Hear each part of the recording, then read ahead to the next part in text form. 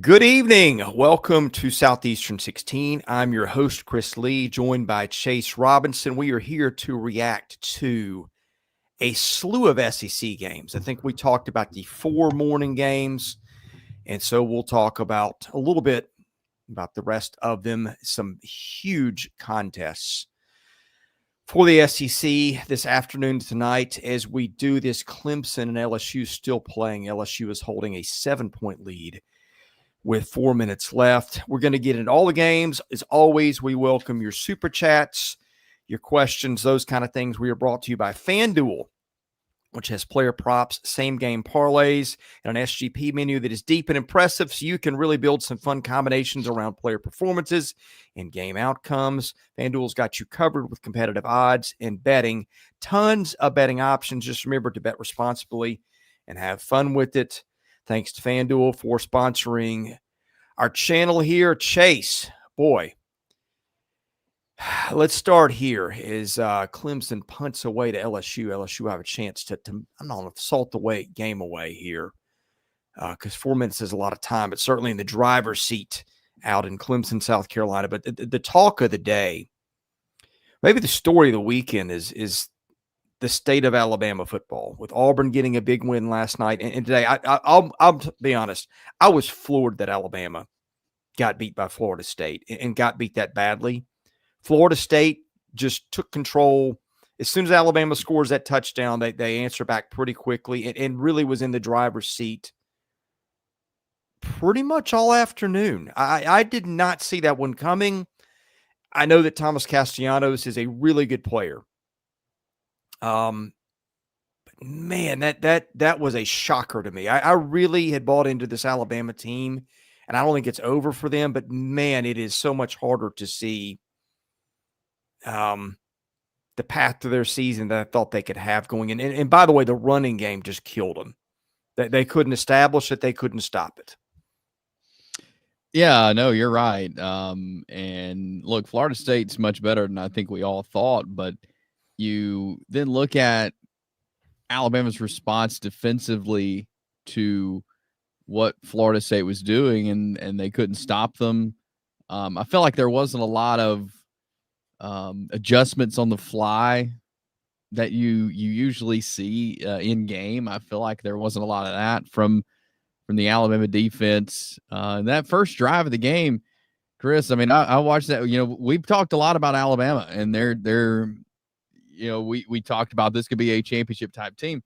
That first drive, I thought, okay, like this is what we've been hearing, what we've been talking about is true. Like that first drive was really, really good for Alabama. They took 9 minutes off the clock. They really leaned in on the run game.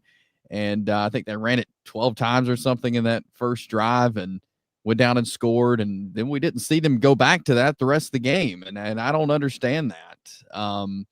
If they were the offensive line was great, that opening drive, and then I feel like they just really got pushed around the rest of the game on both sides of the line, the offensive line, the defensive line, both just got pushed around and couldn't handle it. That's what it looked like to me. But just really bizarre afternoon for Alabama. I've heard a lot from a lot of different people that are close to the program that were really high on this team that saw them in scrimmages and had a lot of really, really good things to say about this team. And we just didn't see it. We didn't see that this afternoon, and I'm not sure where the disconnect is. I'm not either. Everything I feel like was set on a tee for them to have a good year. Ryan Grubb is there. You got a quarterback. I mean, I know inexperienced at quarterback, and maybe that's going to be the story of the season. When we look back, a lot of talented quarterbacks, but a lot of those guys had not played much. I say talented based on what they were coming out of high school, the belief in them. But you just don't know till you put it on and play. And that was Ty Simpson's first meaningful playing time. It was on the road. It was a Florida State team that had a confident quarterback. It was, conditions like the ones you got down to, by the way, not conducive to coming back. And maybe that contributed to some of their passing game stuff. But I just didn't come out of today Like sometimes a team loses a game and you're like, okay, well, didn't go their way. They didn't do this well, but they did that well. Like the passing game for them today was so disjointed with Simpson missing guys or drops or whatever. Again, the inability to run the ball or stop the run. Like, I don't know what you feel great about. And maybe we look back and Florida State 2-10 last year was an aberration. The rebuild gets them back. Maybe this is a playoff team for all I know. Maybe this feels much differently 3 months from now. But from where we sit tonight, I just didn't feel good about it at all. Yeah, and that's fair. I try not to overreact on first games especially because the inexperienced at quarterback. Like I thought there may be some issues offensively. I didn't think we would see the issues that we did, but yeah, this is just game 1 of 12, so maybe things do look different for Alabama moving forward. Maybe this was just the eye opener they needed to kind of rein them back in, because I do think that Alabama went into this game thinking this was the 2-win Florida State team from last year. Yeah. But Alabama really looked overwhelmed to me at times. Yeah. And Ty Simpson at times really had that, like he wasn't sure what he was doing. And again, that's some inexperience showed it, but they just looked overwhelmed at times, like they weren't prepared.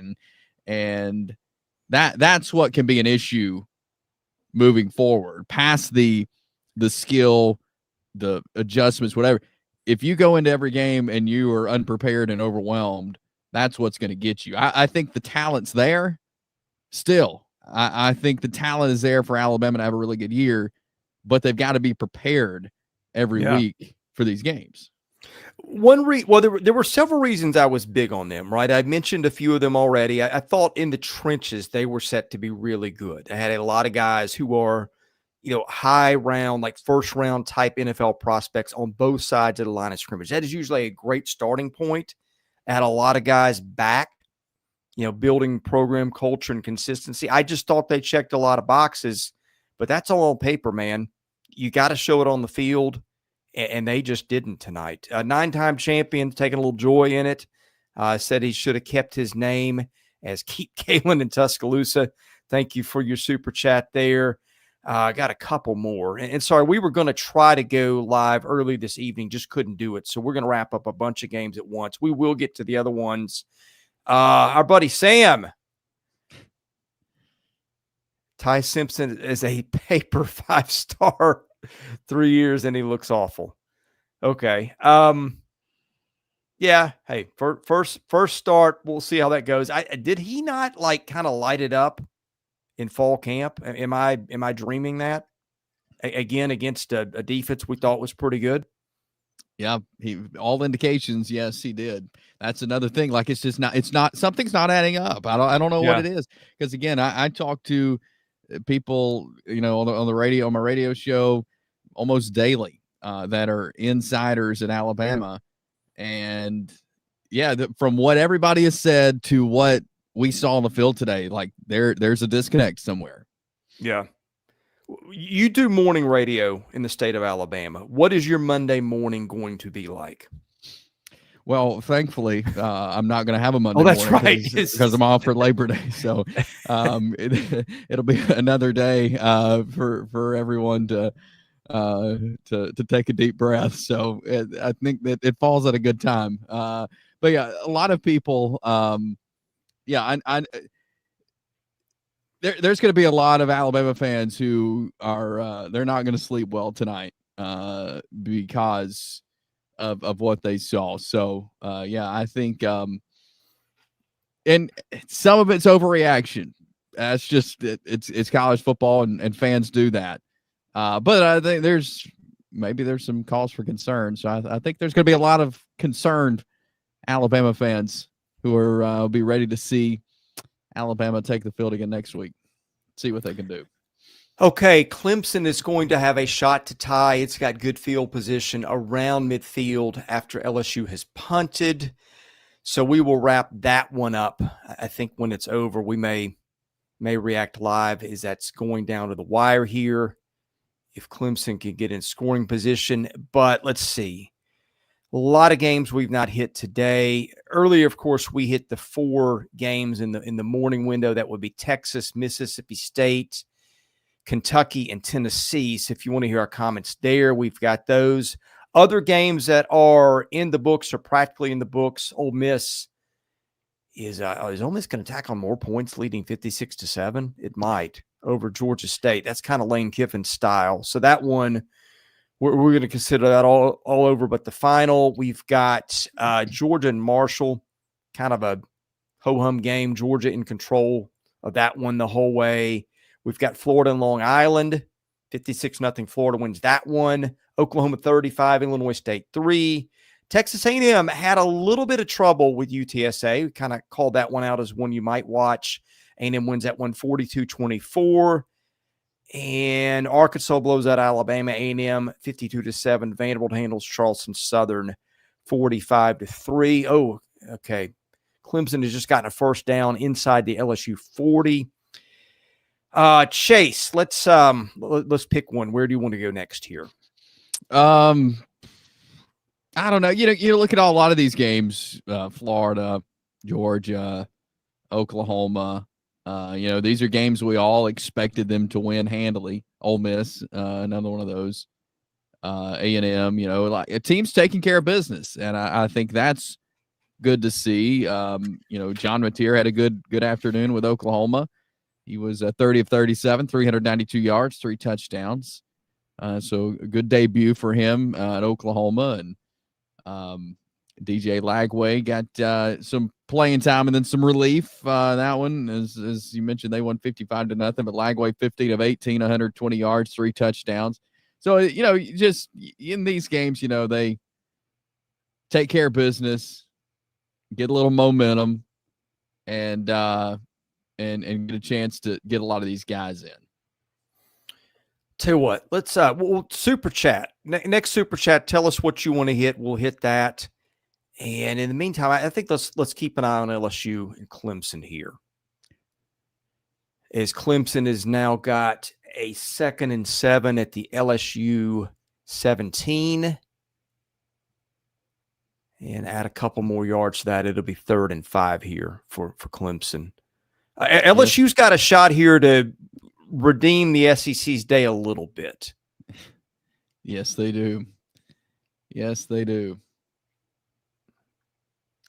I don't really think it's been a great day for the league. And I'll put a lot of that on. Like, I'm not surprised that Texas lost. It's just the way in which it happened was a little disturbing.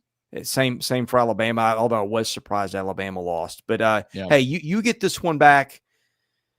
Oh, LSU may get a stop here in a minute. It's going to be 4th and 4. LSU gets this one. That redeems a little bit of the league's day. All right, we got a super chat here from Benson in a box. Thankfully, Sam was not the first super chat that we got. Benson, appreciate the super chat. If you got a topic you want us to discuss, is that Cedric Benson in the box? I mean, he's got here we go. A question for us here. Okay, if LSU loses, is Auburn favored to win the SEC? I'll tell you what, I've been power ranking teams in my head all afternoon based on today, and I don't know where this is going to settle. But if LSU wins this one, LSU's got to be your one, right? Yeah. I would think so. But Auburn definitely moves up the board. Oh, no doubt. I mean, I didn't get to watch that game last night doing high school, but I was keeping up with it and listened to a little bit on the way home, and it most certainly sounds like it could be a much better year for the Auburn Tigers. Yeah, Sam is wanting us to wrap up Tennessee Tech and Cumberland. Sam, I gotta confess, for $1.99, I'd be happy to talk most topics you would like, but that is one where I'm a little underprepared. Leave it to Sam. The proud Golden Eagle, Sam Smith. What is Cumberland's mascot? Oh, gosh. Sam? I know their colors. I have no idea. I should know. Cumberland's the team that you know the famous Cumberland distinction, don't you? I don't know. The worst loss in the history of football. Oh, that's the team that Georgia right. Tech beat 222-0. Yeah. Oh, LSU is going to hang on and win unless there's a flag here. And I don't see a flag. How about that? Brian Kelly, who's had worlds of trouble in openers, going to go to Clemson and take this thing. Holding Cade Klubnik and Clemson to 10 points, by the way. All the trashing of LSU's defense, and man, did we get it on the channel here. I said, wait a minute, guys. Year 2 of Blake Baker, improved defensive backfield, Harold Perkins healthy. I don't see this LSU sucks on defense narrative, that people were talking about. Hats off to Brian Kelly and LSU. That's big. That is a big win for LSU. Want to hit this, Matt G. I'll confess, Matt. I saw you in the comments there. I'm not good at this keeping up with comments stuff thing. He did give some Southeastern 16 memberships, so yeah. Let us know what you before you unsubscribe. Matt subscribes and unsubscribes every 5 minutes. I did not see Gus Malzahn's tweet. Did you guys see that? Yeah, I did. But Gus Malzahn is Alabama's kryptonite. Yeah, he said it reminded him of the old days. Well, I guess it did. Okay, let's pull up the box score from LSU here. Yeah, that's a big win for LSU. One, because Brian Kelly needed that. He needed to win that game. But two, I think, and look, I went into the year saying I thought LSU would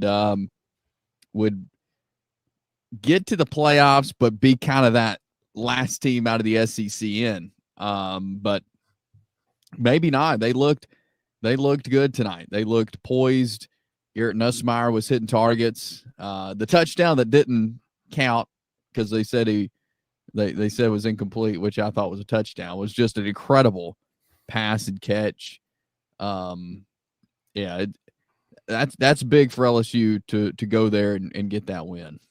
I caught that one on the radio, and the radio commentator, and I think it was LSU's crew. I was listening on Sirius. They said, "Hey, this could go over." They thought it was a bad overturn. Yeah, I thought it was Barry and Brown, correct? Yeah, it was. And great catch. Yeah, you give them that, and they're walking out maybe with the 2-score win.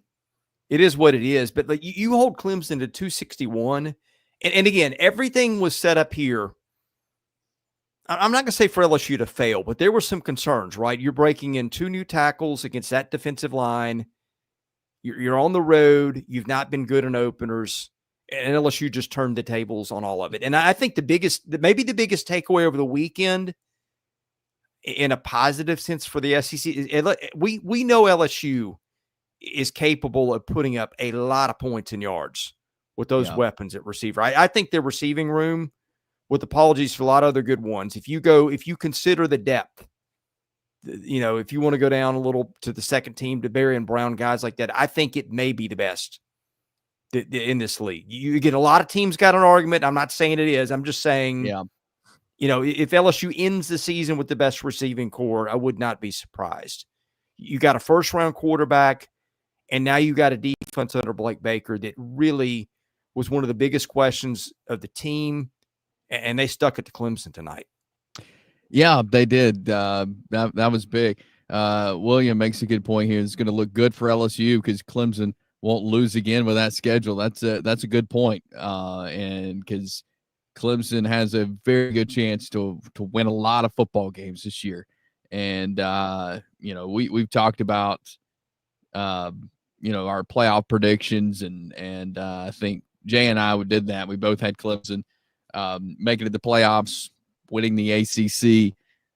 So that the LSU starting off the year with a win against that team who very well could win out the regular season, that will definitely look good for the Tigers. Yeah, I don't think it's a cakewalk for Clemson. I mean, there are some good teams on that schedule. Georgia Tech won at Colorado. North Carolina, we'll see what Bill Belichick's got. I'm not thinking there'll be much, but you never know. SMU's a top 20 team preseason. Duke's supposed to be pretty good. Florida State today. I think we have to reevaluate the Seminoles after what they did. Louisville, potential playoff. I mean, like South Carolina into the season. It is not. Look, it's not playing LSU every week, but there's some really quality teams there. Yeah, there are, and I think, and look, we've been talking for months about all these teams, all these conferences. Today, we're finally getting to learn some things, to see these teams out there, and so a lot of this is going to look different from what we've talked about all off season, and I'm here for it. I'm glad we finally have some games to watch where we can figure some of these teams out, or try to at least. I don't know how much we've figured out today on some teams, but we're trying.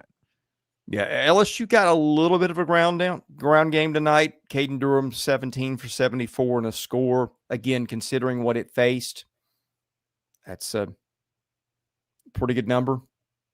Held Klubnik to 19 to 38 for 230.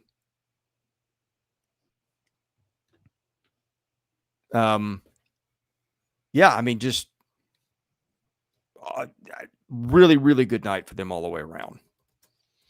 Yeah, it was, and I think this could be the start of something special for LSU. They've got great talent. Garrett Nussmeier again is that veteran presence. You know, we've seen some inexperienced quarterbacks on the field today, and so to turn that one on and see an experienced quarterback do what he was able to do in that game, really, really fun to see. And I think Garrett Nussmeier is poised for a big year this year. Didn't hurt that Antonio Williams pulled a hammy too. Didn't catch a ball tonight, but still take nothing away from LSU. And Mansour Delane too. That was a guy that showed up, made a ton of big plays. Transfer from Virginia Tech in their secondary, made a couple of huge plays that were kind of game shifting. He had a pick. Although I don't think LSU capitalized on that one, right? I think they missed a field goal there. Yeah, but still took time off the clock. You know, when the ball's not in Clemson's hands, they can't score. Yeah, catching some grief on Alabama tonight. That's okay. We're in a camp with a lot of people on that one. Let's see. Is this good? And am I good being equals to Max Barr? I think that's a compliment. People want to know where Jay is. I think Jay's on Eastern time. It's Jay's bedtime. It is, and he's also got, I don't know if they had travel ball this weekend. His daughter's a big time, like maybe SEC level softball player one day. So that may be. Maybe Jay's just being nice as an Auburn guy, not coming in and rubbing it in. Could be. I don't know. I'll take the softball theory first. Yeah. Gosh, what have we not hit? A lot of them. I'll just go in order that they're listed on the scoreboard here at ESPN. Georgia Marshall, that was set up to be a rout. It was. I think Marshall's one score came late in the game. And I don't know if you got a chance to see Georgia a lot today. I did not. Any takeaways from that one? I didn't see a lot of it. I was trying to keep up with it. You know, I thought Gunnar Stockton did some good things. You know, I thought at times it took him a little bit to get the ball out of his hands, and they were able to put some pressure on him, and you know, but still. It's Marshall. Georgia went out and got a good win, and they did some good things, and so yeah, Georgia starting off with a win like we thought they would, but it hard to glean a lot about Georgia from that one. Here's the bizarre stat line of the day. I was like, did I miss it, or is Gunnar Stockton a running quarterback? He rushed for 73 today. He did, which I think is, he did. That was not part of his game last year, so there's that. Yeah, I mean, Georgia's great in openers. I don't think we learned much about them today. Florida hammers Long Island 55-0. I thought that was the worst team on the SEC schedule. Lagway did play. which I was kind of waiting to see if he did. 15 of 18 for $120, 3 scores. Ran 3 times. Yeah, I mean, this was going to be a laugher. Florida had, goodness gracious, I've never seen a receiving box score longer than this one. They literally had like 15 guys catch passes tonight. Well, good for them.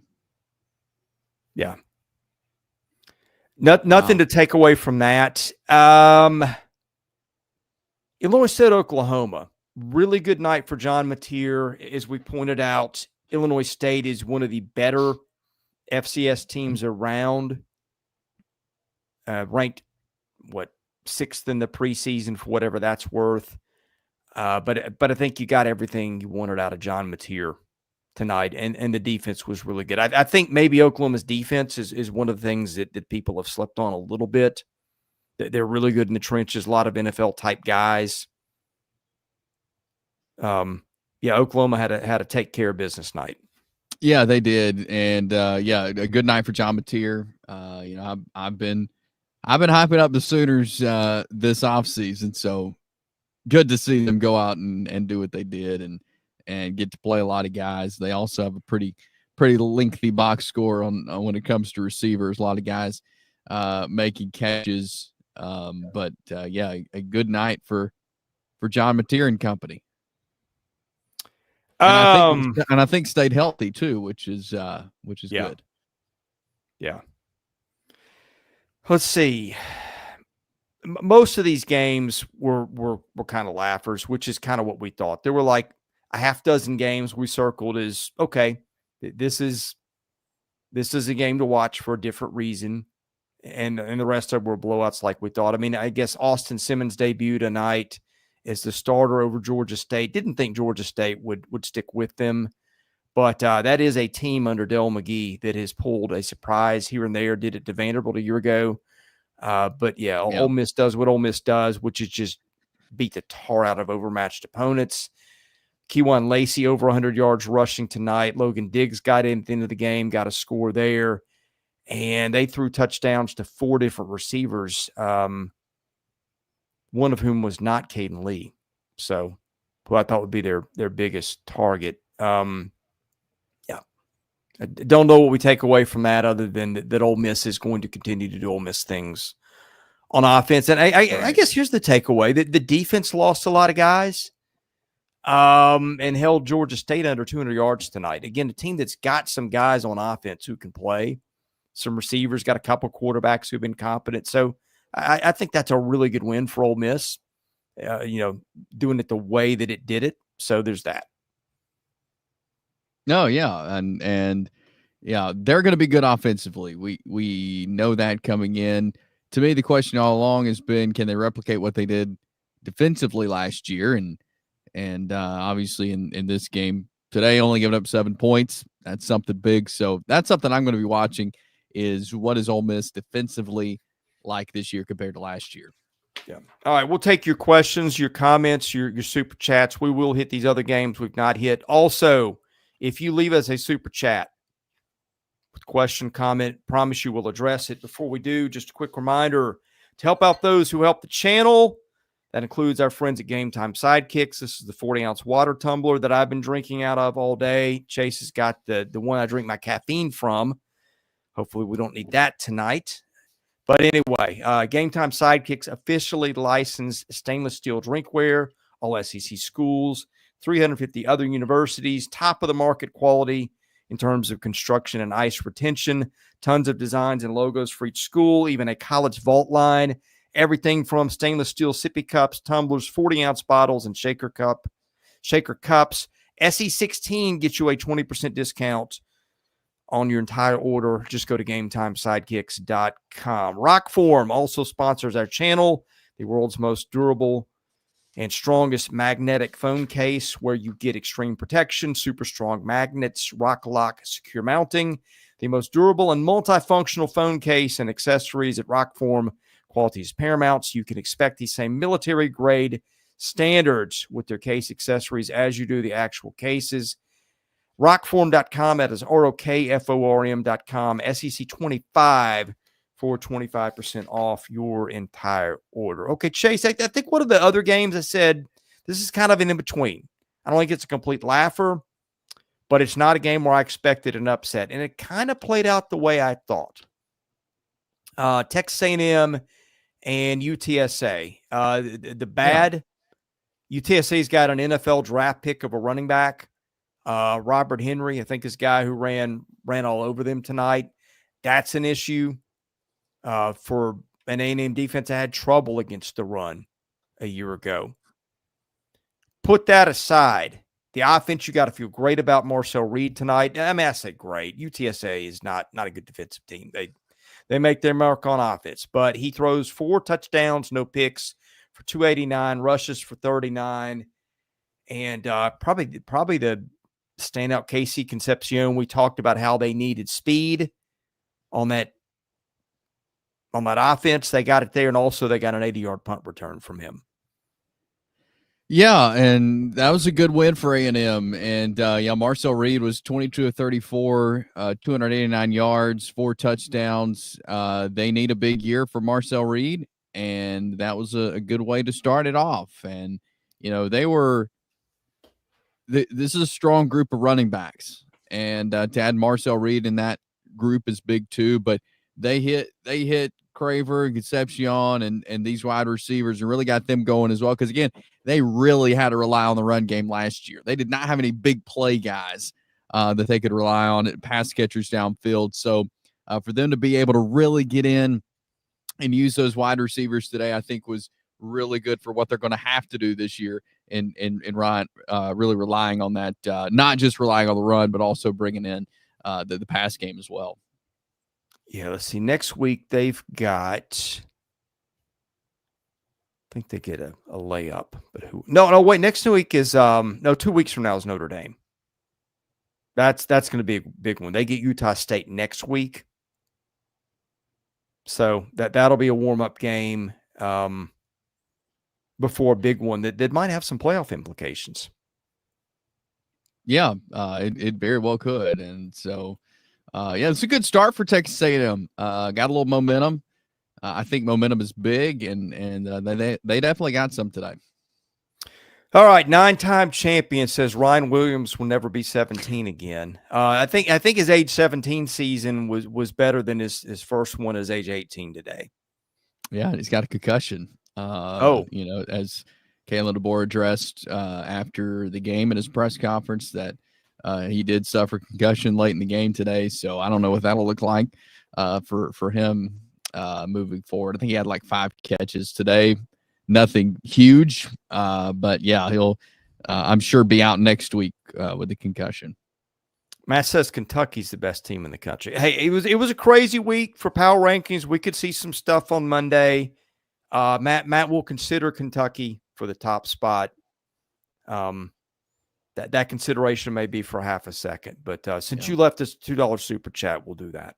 Yeah, it will definitely be considered with a super chat. All right, I knew this was coming.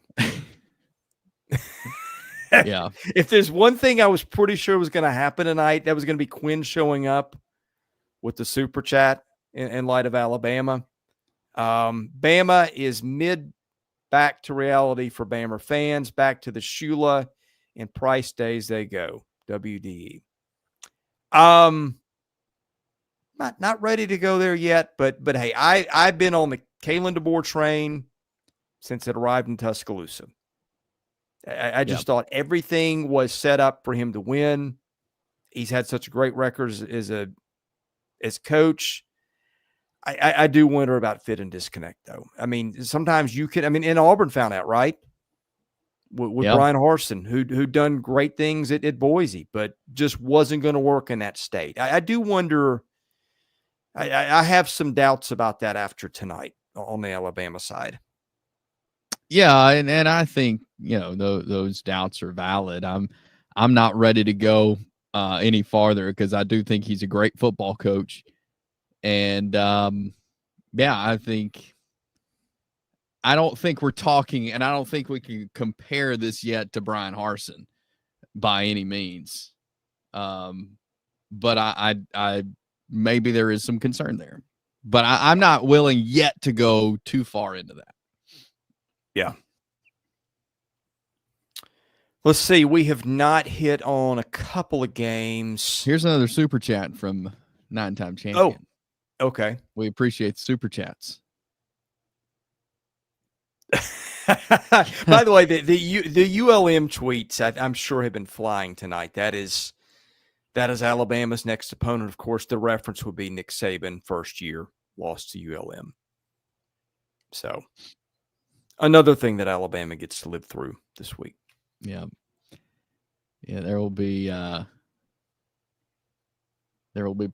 plenty of talk on that this week. Yeah. Quinn says that Harsin sabotaged Auburn on purpose. I don't know about that. He just didn't work. Let's see what else we got here. Matt, I don't think it works this way. But we'll allow it for the humor. Let's see. We've hit just about everything. We did not talk. Gosh. Arkansas monster win. Vanderbilt monster win. Yeah. Yeah. Yeah. Arkansas, Alabama A&M. Not meaning to disrespect them, but I mean Arkansas a much better program. And so that was big for Arkansas. Momentum there. Taylor Green, 24 of 31, 322 yards, 6 touchdowns. And we've talked about it on this channel. Like he is poised to have a good year this year. And we could be talking about him, next spring when it comes to the NFL draft of a high draft pick in Taylor Green. So I think he had a great start there to his season. Here's another super chat from our friend Quinn. Hey, Quinn, right now, hard to argue that. Yeah. If you're listening, it's the comment is Jackson Arnold greater than Ty Simpson. Jackson Arnold, I labeled as the biggest wild card in the league coming into the season. And it was a weird performance last night, and you still don't have the answer on the passing. But if you watch the game, you get it because they didn't need to. Yeah. They were just mashing people up front.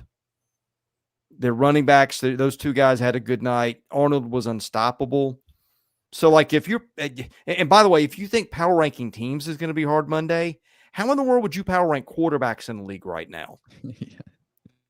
I feel like it's probably Nussmeier and Sellers in some order, maybe Lagway. Maybe those are your three guys. But I don't know. Maybe John Mateer could go in there. I'm thinking when I'm doing it, I'm thinking like guys that have had big games against teams that could put a scare into you. I mean, those guys have a little bit of body of work in a year where a lot of quarterbacks in this league don't. But I mean, Jackson Arnold to me,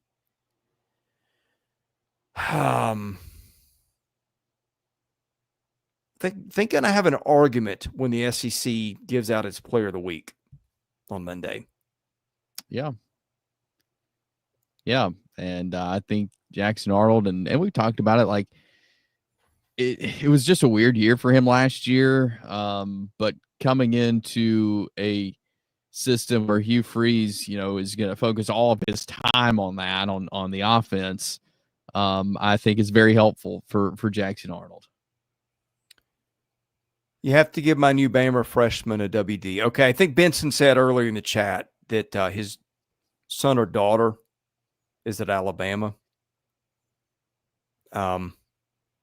Seems to have some hard feelings about that. A lot of my family's from Alabama. I had we had family members who had Auburn and Alabama fans in the same family. It happens. Yeah, I think one of those was an act of rebellion. Yeah, it's very personal down there. What else we got here? Here's another super chat. Gruden to Bama. Yeah, let's start that. Gosh, can you imagine?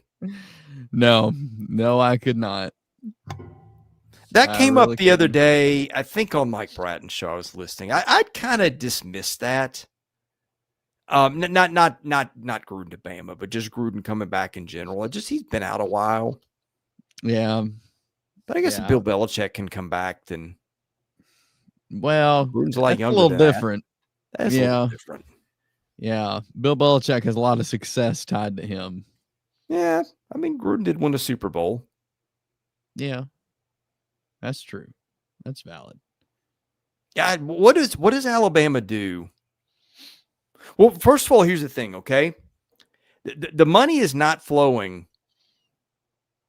for these buyouts. No. The way it used to because of the rev share in NIL. You've got competition for resources. Now, look, all it takes is one oil baron somewhere to write a check and make it go away. But, and I read, I think tonight, I think there was a tweet by somebody on the Alabama beat that like DeBoer gets, like it is a significant figure if they part ways. Yeah, it's like 69 million, 70 million, Gosh. something like that. Or okay, yeah, 63 million. Yeah, it's I don't see them doing that at this point. Because I mean, let's think about it here. Kalen DeBoer's not Nick Saban. Nobody is. No, we're not going to see another Nick Saban. And I understand the pressure is on to win at Alabama. I understand that. I really do. Like the expectations are high, but I don't know who else would fit. Like nobody else wanted to come and follow Nick Saban. And maybe that would be different now that there has been a coach between Saban and that DeBoer's there now. I just don't know where they would go, where else they would go. I think Kalen DeBoer's a great coach, and like you, I've been 100% on him since he was hired at Alabama. I just don't see them pulling the plug on this yet. I think they would give him 3 years. I mean, let's look at Kalen DeBoer's not Nick Saban, right? Nobody's going to argue that. But let's look at the landscape of college football the last few years. And let's take a look at Georgia. Because Georgia was the team that was on top of the college football world. Beats TCU in the title game 64-7 or whatever it was. Like Georgia was on a Death Star power kind of roll. Where it felt like nobody was beating them for a while. I'm not going to say Georgia's become ordinary because it's not, but Georgia's been pulled way back to the pack. Like Georgia's had issues running the ball, stopping the run, they've been pulled to the pack with everybody else. Now the pack, instead of Georgia or Alabama who's dominating, it could be Georgia. It could be LSU.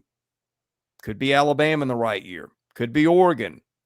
Could be Penn State, Ohio State, Michigan. Like you got a lot of teams right now in that territory. I'm not excusing Kalen DeBoer losing today because with the situation, they should have gone into Tallahassee and taken care of business. But I do think that's part of it. And that's probably got a lot to do with why Nick Saban got out of it when he did. I think he saw the writing on the wall that we can't run this the way we used to. Right. Yeah. No, I agree with that. And it is different. And he brings a different style. Like he brings a different style of coaching and, playing. He brings a different style of practice to the whole program. And that's okay. Like he's trying to put his fingerprints on the program. Like it's not Nick Saban's anymore. It's Kalen DeBoer's. And is it going to work? We'll see. Like, again, I think he's a great coach. I do think a lot needs to be fixed though. And that was exposed today. When you watch that game, a lot was exposed of how they need to clean a lot of things up. But first game, we'll see if they do. But yeah, and like we talked about earlier, there's a disconnect, and they can't get pushed around like they were today. Yeah, Steven says Georgia's problem was Sam Pittman leaving. I hadn't thought of that. But like it's lacked what Georgia did in the run game, since he left. Same thing about I did one thing with Alabama. I did look and say, hey, look, on paper, I don't see, again, it's not when they were running Derrick Henry and all those guys out there simultaneously, 3 NFL, first round picks at the same time splitting carries. Yeah. It's different. And maybe I didn't think the Jamarian Miller injury was going to affect him that much, but it didn't help him today. And then, by the way, and Haynes leaving for Michigan, like he was a guy that everybody was like, that might be their next guy. Yeah. Yeah. I didn't think the Jam Miller absence was going to affect them as much as I feel like it did. No, they had other running backs and they used them. And again, they didn't really utilize the run game like they could have the whole game. But I felt like there wasn't anybody that, was that, was just pounding it in like I know Jam Miller does. And so we'll see when he comes back, how much that affects it. Yeah, and Brandon brings up a point too. Maybe FSU's pretty good. Everybody's looking at them as 2-10 FSU and not the one that, was a hurt quarterback from making the playoff 2 years ago and maybe winning it. Like, I just think that situation went bad quickly, which it can do in the portal. Some coaches say, hey, this didn't work last year. This group of personalities didn't work. Let's find a group that meshes differently. Let's focus on chemistry. Let's move on. And by the way, the best attribute in football, hardest thing to stop is a good or a great dual threat quarterback. Right. I mean, that has been a game changer so many places. Was for Vanderbilt a year ago. Oklahoma went that way with John Mateer. Auburn's got it possibly with Jackson Arnold. So right. Maybe we'll look back at this and say, hey, Florida State was just that good. But from where I sit tonight, this feels like it was a lot about Alabama to me. Yeah, no, that's a good point. Do I still like Missouri over Auburn in Auburn? When is that game? I don't know. That's not for a while. Okay, that's October. I mean, who the heck knows? There's a lot of football between now and then. Well, I'll tell you one thing I worry about. And by the way, I worry about there's one game we didn't hit, and that was Vanderbilt. I was actually in the press box for that one tonight for most of it. With all these running quarterbacks, they're one hit away from being done for a while. And Arnold runs hard. So does Bo Pribula. Like, those are guys I watch play. Pribula in particular. Like, their line did not do a good job for a lot of that game. And, one of those guys gets knocked out, we're having a very different conversation, especially at Missouri. If Sam Horn's out for a while, which I'm presuming he is. I don't think they've had a prognosis yet. Yeah, I have not seen anything yet. I think they said they expect him to be out a while, but I didn't see specifics. So, Vandy, let's hit them quickly. Vanderbilt controlled that one pretty much start to finish. Good game for Diego Pavia. I think he ran it more than he needed to. You can't have a guy of his talent getting hit and knocked out of the game, because the drop off from him to the next guys is like falling off a cliff. So yeah, they took him out mid-second quarter, and the offense dropped off a good bit from there.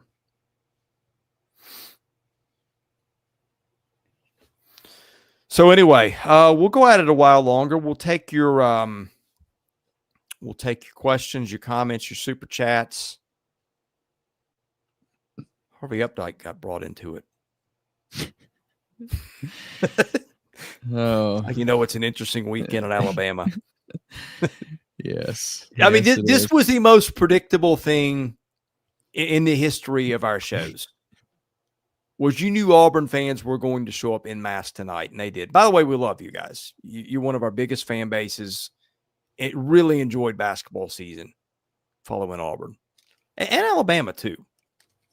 That's been a fun basketball rivalry. Like, you knew the minute that Alabama got upset and Auburn looked so good. All right, Benson. Benson keeps on me. I owe him a WD. War damn Eagle. Hope everybody's happy. Now we can get on with our lives. Yeah.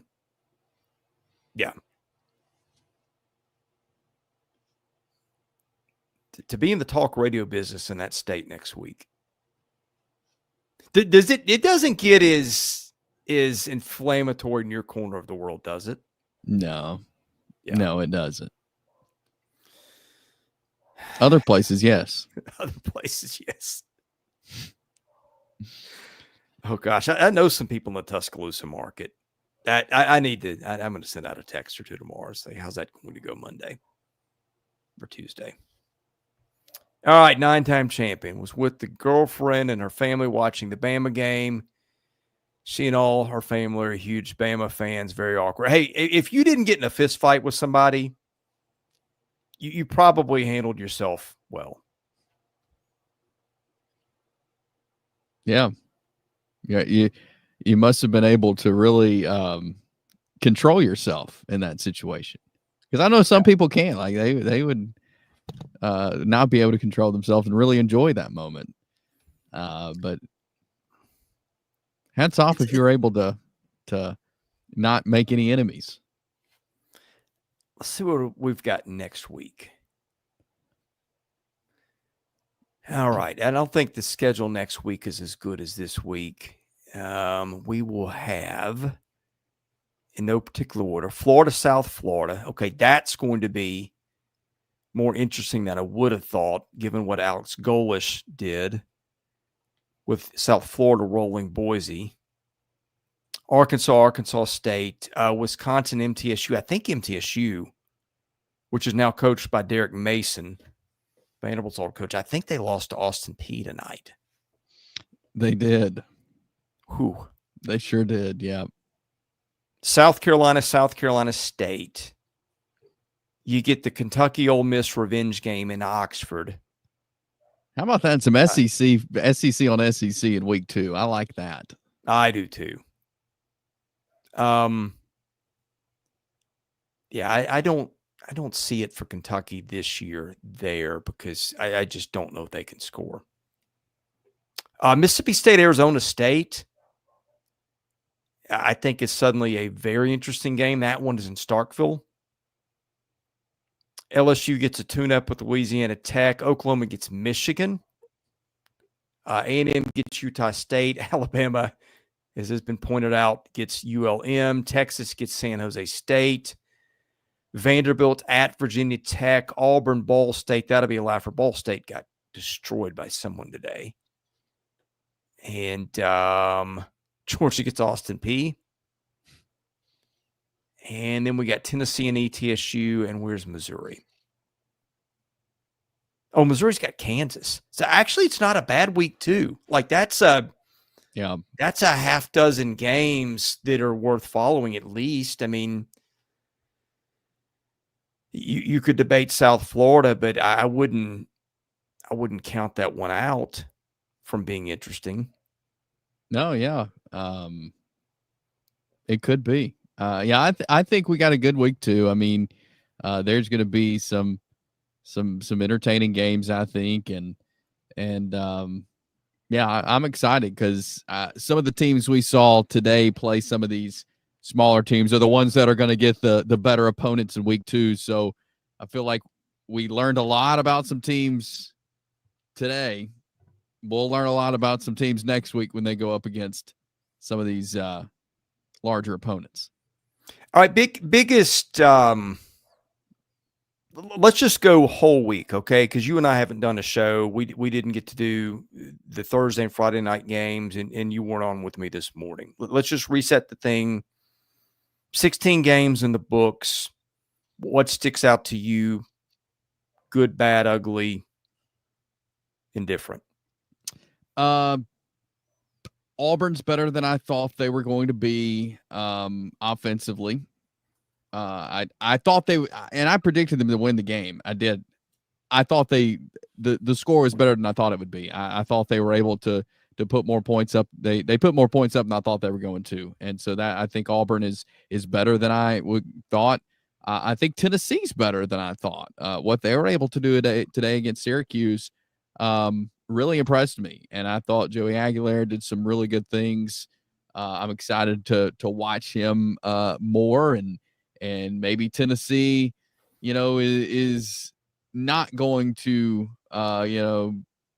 take a step back like we thought they may. So those are two teams that I went that coming into the week I was a little skeptical on, but I feel much better about Auburn and Tennessee after watching them play. Yeah, I do too. I think again, Mississippi State was in the background today with the two bigger games. I don't know, winning by 17 at Southern Miss doesn't really, pop off the page, but how they did it, stopping I think some of the bottom teams in the league, I just said Kentucky can't score, but the defense was pretty good today. Had a running back pop one. I think we're seeing this thing where the top teams are coming towards the middle, and I think the bottom teams are coming more towards the middle too. It feels like, I mean, a couple teams, it's going to go badly. Maybe they mail it in the second half of the season. That's going to happen to somebody. But week one, man, this whole thing feels like a complete toss up in the SEC. It does, and look, I think we have spent all summer talking every angle we could, coming up with all these predictions and throw all that out the window. I think it's going to be totally different than what we thought this season was going to be. And I think we're going to be having a lot of different conversations we weren't expecting to have on different teams who are going to be at the top of the SEC, who we didn't think were going to. I think that we are in for a fun, exciting, wild year of SEC football. I really do, after what I saw today. What are we doing with Texas after today? I don't know. Again, I don't like to overreact to first games, but I don't know what to do with them. I really don't. It's bizarre. Them and Alabama both. I'm confused. I don't know what to do with them. They're not who we thought they were going to be, though. I'll say that. Was Texas's on play selection today? I mean, I kind of get it. It's a big spot. You got two pretty good running backs. You got Caleb Downs, who's, not often a safeties in the convo for 1-1, but he is. He's a, that you're looking at a Hall of Fame level player one day. Yeah. But it felt like too little too late. And when they actually moved the ball, it's when they started taking it downfield. The tight end transfer from Cal, whose name I forget, another NFL guy, and then the freshman receiver who showed out for them a little bit today. I think half their total offense was in the last 5 minutes. And sometimes it just happens like that. But if you're Steve Sarkisian when you're going to bed tonight, are you rewinding that in your head and going, man? And again, hey, Arch Manning also was not super sharp. He's missing guys early. So it's not all on Sark. But I do wonder when he's replaying the game in his head, when he's lying in bed, probably not sleeping, what's he thinking to himself? I mean, there's a lot of things that he'll want back from that one. That's for sure. And yeah, again, some of it, Arch just wasn't connecting. But yeah, I'm interested to see how Texas bounces back from this and what we see. Because we know Ohio State's good. They're breaking it in your quarterback too, though, and saw some sketchy things from him at times. But Yeah, I'm just interested to see how Texas responds from this and what they look like, in 3 weeks, 4 weeks. Like, is this game today going to be an afterthought, or is it going to, or we continue to see some things that are concerning? And man, Blake is lurking in the chat, and he's needling about the medal stand because Blake is a big fan of the medal stand. In case you're unaware, Okay. I say that facetiously. I don't know, Blake. Do we want a medal stand for all the games? Do we want them just for the night shift and the afternoon shift? I mean, we'll get the people what they want, but you got to tell us. That also might be a way for me to delay to think about it because I don't think these are easy. No, it's not. It's not easy at all.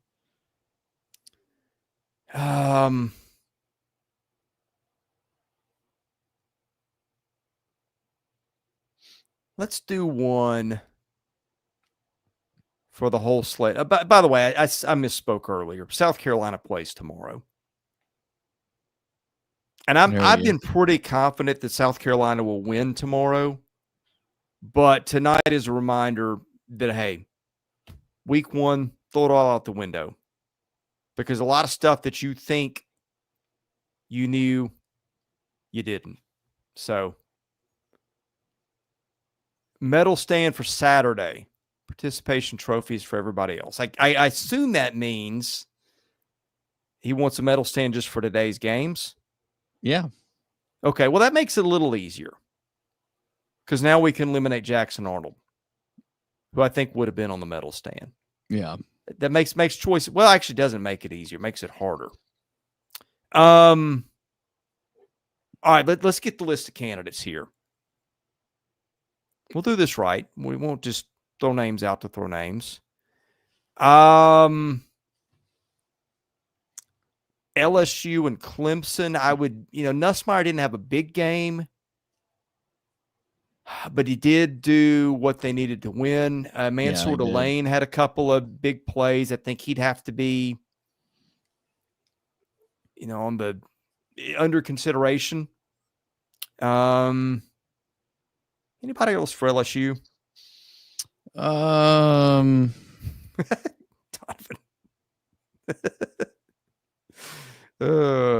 Cracks me up every time. I'm glad. Oh, it's always fun when Donovan's around. the best profile icon on the channel too, by the way. Like that is fantastic. Okay, under consideration. I'm going down the order of games. Okay, Missouri Auburn are out because this is Saturday. Texas, sorry. Georgia, Gunnar Stockton runs for 2, throws for 2. It was also Marshall. Yeah. Alabama, I can't see anybody. Florida, you're playing Long Island.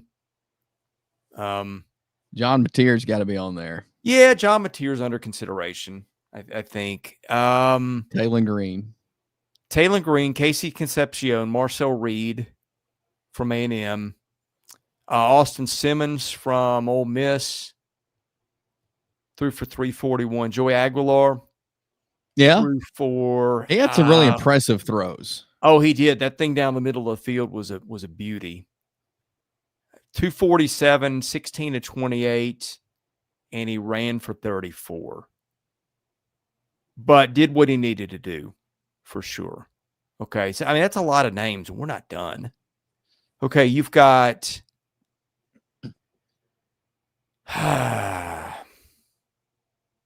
Blake Shapen, I think deserves a mention. Maybe Dante Dowdell for Kentucky, Taylon Green, and Diego Pavia for Vandy. That's a dozen guys? Yeah. We got to narrow it down. That's tough to do, though, when you're when we got the opponents that we did for the big wins that we had, because a lot of people looked good today. Numbers looked good. Yeah. Not as much of a what were your numbers is did you make the plays when you needed to? Yeah. Um,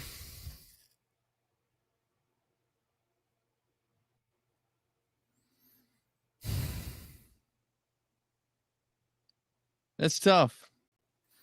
A lot of choices here. yeah, I might go.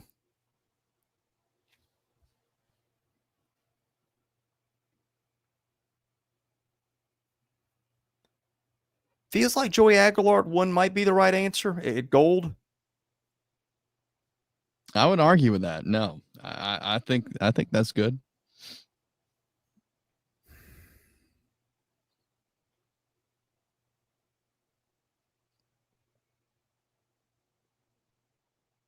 I think Mansour Delane at LSU maybe. Yeah. Made a couple of Yeah. big plays for He them. By the did. way, they had Yeah. AJ Halsey out tonight. Their Yeah, that's safety right. train for the first half. Who had 5 picks for Houston a year ago. So like somebody had to pick up the slack. I think he's my silver, and I might go bronze to Blake Shapen. Okay. Maybe. I mean, I don't think it's clear. Yeah, no. That was a tough spot. You're playing in Hattiesburg. It's hot. It's humid. They're riled up because State doesn't go down there and play. State's coming off a rough year. He's coming off an injury. Yeah. Like the teams that played, the guys that played the serious opponents tonight, either their teams lost or the numbers weren't overwhelming. Right. And then you're picking up a player that rips up a bad team like Diego Pavia, or you're trying to find a middle ground. Yeah, that's true. And yeah, so I feel like it's hard to do. It's hard to do after a day like today. I mean, Marcel Reed, 4 total touchdowns on the night? That was one. Yep. Although UTSA's defense is kind of garbage. But you could go there.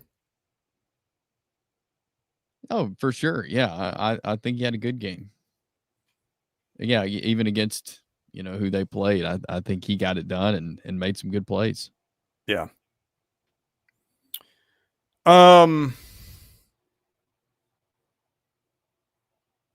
Team of the day. It's got to be LSU. Yeah, I think for so. teams. LSU gets your gold. Yeah, you go into Clemson and win and survive that in a game with a lot of pressure. Yeah, that's gold worthy. I think Tennessee gets your silver. And you know what? We didn't talk much about him. Yeah, Austin Simmons could have been under consideration too. Yeah. I mean, I know there was nothing on the line because they won the game by 50-something points. But man, that stat line was impressive. And they they stuck it to Georgia State. So yeah, I think I'm gonna go though. I think I'll go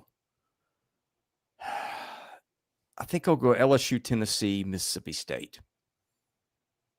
Again, I'm going to prioritize spot over dominance. Yeah, no, I agree with those. Like those are 3 good choices there because of what they did, and all 3 of them had really good, solid wins, and yeah, and they stood out doing it. So yeah. I agree with all those. Yeah. And plus, we just don't give State a lot of love. There hasn't been occasion to. Yeah, we'll spread it around a bit. Big day for them. Hey, that's been a program that has been. That was a tough job to walk into. Yeah, it was a very tough situation, and again a tough game today. Going on the road there to Southern Miss, and they were able to get it done. So good for them. But I feel like Jeff Lebby is like you could see an identity with him today. State's always had tough guys. They've had, they had the thing graphic today. Like they've got 3 guys in the league right now, 3 defensive tackles that have combined for 15 Pro Bowls. Yeah. Feels like a minute since they had that kind of guy. I'm not saying they do, but they made that a point of emphasis, and it showed up today. And the offense, they were really balanced. Those two running backs are pretty good. And again, we never got to see what Shapen could do last year. So, yeah. Dev, because Concepcion would be in the conversation too. But, I mean, I don't think it was clear. You could have made a case for a dozen players on the medal stand tonight. We had to pick 3. There we go. Yeah. All right, we'll take your parting thoughts, your questions, your comments. If you want something read, leave us a super chat, and we'll do it so long as it's not profane or something like that. Yeah, man, I'm looking forward to next week. I just think I'm disappointed. I'm disappointed the league didn't show up better. I think if Alabama goes down to Florida State and does what I thought it would do, I wouldn't feel that way. Yeah. But I mean, you got 2 of the teams we thought were potential playoff teams lost. Now, both on the road. That was another thing we mentioned. There were an unusual number of teams playing outside their home venues today. Yeah, maybe we didn't put enough stock into that. Next week, I think we're all back. Let me look this up. Does the SEC have a road game next week? Vanderbilt goes to Virginia Tech. Missouri's got Kansas at home. I think Vandy's the only team on the road. Wow. Did I read that right? I think so. Wow. Well, hopefully it'll be a good weekend for the SEC then. Yeah. I think my parting thought after watching all these games today, Chris, the SEC is wide open. Like it is wide open this year. And if I learned anything today and over the last couple of days watching SEC football, is this league, there is no telling what it's going to look like in November. Even what it's going to look like in September. Like, I feel like every week it's going to be wild. It is wide open. And I have no idea at this point who's going to be playing in Atlanta the first weekend of December for the SEC championship. I have no idea. This league is wide open this year. Is this the year that you see like a 6-way tie at 5-3? I mean, I think that's unlikely. Or maybe like 4 teams go 6-2. And I could see that. Possibly. Yeah, I mean, I think it could be one of those years because I think maybe it's teams beating each other, or just we have a lot of teams who are just kind of in that middle range. We'll see if anybody separates themselves, and I'm interested to see who can separate themselves the quickest in the SEC. Yeah. If you're Tennessee, I think you're feeling better about the playoff today. Long way to go, but you've got Georgia week 3, but I think that's in Knoxville. Mississippi State week 5. That's a tougher game than you would have thought on the road. But you know, I'm gonna. That still feels like a lot for State to bite off. Think much improved, but I don't think they've got the athletes on defense Tennessee's got. You know, you get Arkansas, which can be tricky, but that's in Knoxville. Alabama in Tuscaloosa. Hey, that may work against Alabama by that point. Yeah. Kentucky, it's in Lexington. You got Oklahoma, but that's in Knoxville. Florida, that's in Gainesville. We know how that one goes, but you know, we'll see if DJ Lagway's still standing by that point, and then Vandy at home. Like I think that's a team that I don't know. Tennessee and Auburn may be the 2 teams that leave the weekend feeling the upside might be greater than they thought coming into the. I say that Auburn was probably already there, just depending on what you believed about Hugh Freeze and his ability to get his guys ready. Like the talent was never the issue there. Right. Never. Like we knew they had talent both sides of the ball. Tennessee, Well, like, we're not sure what they've got. Yeah. Yeah, that's a good point. Yeah, in South Carolina tomorrow. Interested to see that one. Hey, Carolina could be one of the teams that by the end of the weekend, we're like, hey, they're on that very short list of teams that we have likely to be in that conversation for Atlanta. Yeah, they most definitely could. And I think tomorrow, and yeah, I think it's going to be a big season for South Carolina. I think they'll kind of from where we saw last year. Does a 9-3 SEC team make the playoff this year? I don't know. Oh, I think maybe. I don't think so. I don't know. What if I it's don't know. LSU? Yeah. I don't know. It's a great question. That is a great question. And a lot of it will depend also on, the rest of the country outside of the SEC of what that looks like. But I mean, maybe, I don't know. It's going to be wild. Buckle up. Yeah. I just think it's going to be that kind of year. I mean, I guess Ohio State's going to be one on Monday. But it's not like you don't have questions about them. Oh, yeah. No, most definitely do. Yeah. All right. Well, it's been fun. We will be back with reaction tomorrow after South Carolina, Virginia Tech. We'll do live power rankings on Monday. We'll have your usual slew of previews and all that stuff we do here. Chase, it's been a fun day. We just look forward to seeing football. It didn't go the way I thought it would, but I mean, it's college football in 2025, and you almost expect that. So, no, I mean, it's back. We were waiting on SEC football, and it's back. And it was a wild day, and it's going to be a wild season. So, let's enjoy it. It's going to be fun doing this. All right. Thank you guys all for watching. And if you catch us on the podcast platform listening, you can subscribe to those. If you don't mind, do that. Leave us a rating on some of your podcast platforms, 5 stars and some nice comments. That helps us get noticed there. If you like this video, leave us a thumbs up, some nice comments, tell a friend. We do baseball, basketball, and football year-round here at the channel. I actually had an interview with an SEC head coach on Thursday, maybe it was. We'll air that soon. Looking forward to that. Not going to tell you who he is, but I'll just say this one will not disappoint. So anyway, with that, thank you for watching and listening. For Chase Robinson, I'm Chris Lee. God bless you guys. Have a safe holiday weekend.